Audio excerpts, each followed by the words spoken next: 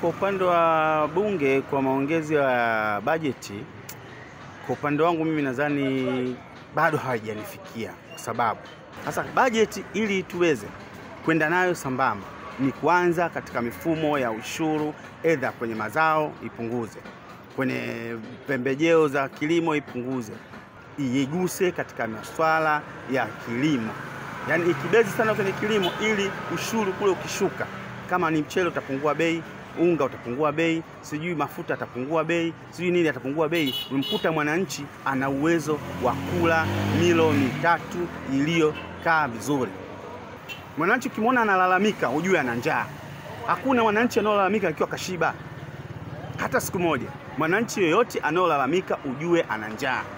Na njaa ya mwananchi ni ile pale kwamba anajikuta kwamba anapata tabu katika utafutaji, alafu anapokwenda kwenye matumizi ile hela haikizi.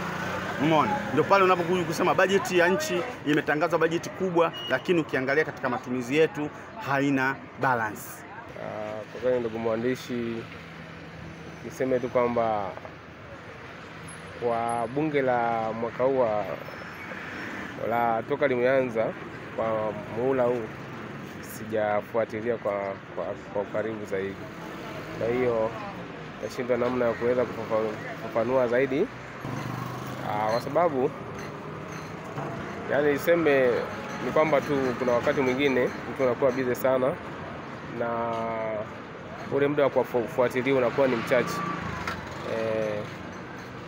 Naona bunge kwa upande wangu mimi naona fresh, kwa sababu tunakula naishi kwa mimi, lakini na familia nini pia mtu wangu naishi, namshukuru Mungu.